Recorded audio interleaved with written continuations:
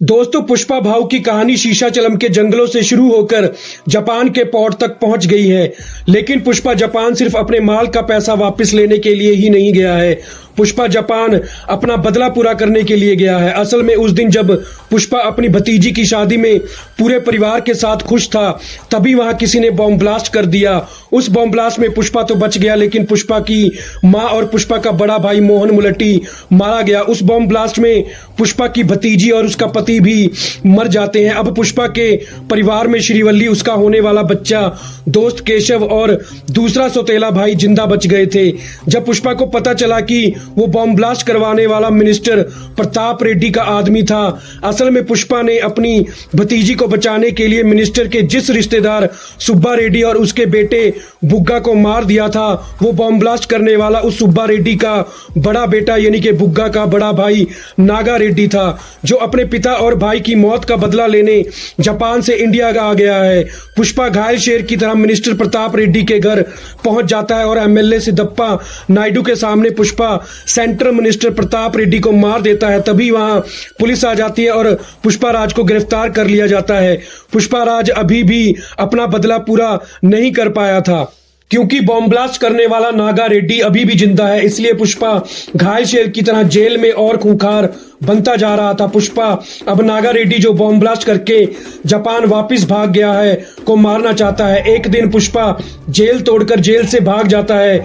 Jail से भागते वक्त पुष्पा को पुलिस की 8 गोलियां लगती हैं, इसलिए सबको लगता है कि पुष्पा मर गया होगा। लेकिन फिर एक दिन जंगल में लगे वाइल्ड लाइफ कैमरा में पुष्पा शेर के साथ दिखाई देता है और लोगों को यकीन हो जाता है कि पुष्पा जिंदा है।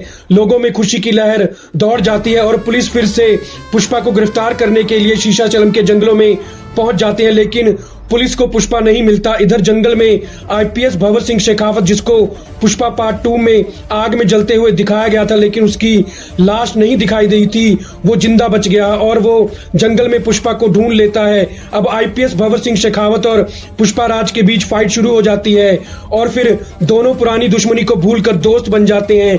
अब भंवर सिंह शेखावत पुष्पा के साथ मिलकर पूरे सिंडिकेट ग्रुप को खत्म करना चाहता है और पुष्पा अपना बदला पूरा करना चाहता है। जापान चला जाता है और वहां जाकर रेड सैंडलवुड के बिजनेस को पूरी तरह से टेक ओवर कर लेता है। अब जापान का डॉन हिरोशी भी पुष्पा के अंडर काम करने लग जाता है। पुष्पा आखिरकार नागा रेड्डी को ढूंढ लेता है, जो पुष्पा के डर से मलेशिया भाग गया था। पुष्पा नागा रेड्डी को मारने मलेशिया चला जाता है, जहां नागा रेड्डी पुष्पा के लिए पहले से ही जाल बिछाए हुए होता है।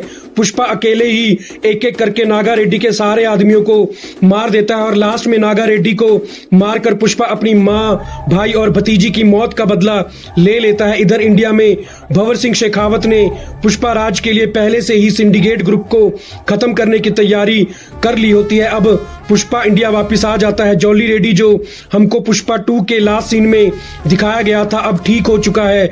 वो पुष्पा से अपनी बेइज्जती का बदला लेने के लिए श्रीवल्ली को किडनैप कर लेता है। अब पुष्पा जॉली रेड्डी के बताए अड्डे पर श्रीवल्ली को बचाने चला जाता है। उधर मंगल शीनू, दक्षिणी और सीएम सिद्धप्पा नायडू भी पहुंच जाते हैं। जॉली रेड्डी पुष्पा से कहता है कि अगर वो अपनी पत्नी श्रीवल्ली और उसके होने वाले बच्चे को बचाना चाहता है, तो उसे पूरी दुनिया के सामने कैमरे में ये बयान देना होगा कि पुष्पा राज नामर्द है और श्रीवल्ली के पेट में पल रहा बच्चा उसका नहीं है, किसी और का है। ये सुनकर पुष्पा गुस्से से भर जाता है और पुष्पा एक एक करके सबको मारना शुरू कर देता है और लास्ट में जॉली रेड्डी भी पुष्पा के हाथों मारा जाता है। तभी IPS Bhanwar Singh Shekhawat police force लेकर वहां पहुंच जाता है और श्रीवल्ली को किडनैप करने की साजिश में शामिल होने की वजह से मंगल शीनू, दक्षिणी और सीएम सिद्धप्पा नायडू को गिरफ्तार कर लिया जाता है और पुष्पा श्रीवल्ली को लेकर अपने घर चला जाता है। पुष्पा रेड सैंडलवुड के बिजनेस को बिना किसी सिंडिकेट ग्रुप के चलाना शुरू कर देता है और लीगली अब गवर्नमेंट भी पुष्पा को रेड सैंडलवुड के बिजनेस का लाइसेंस दे देती है। अब भारत में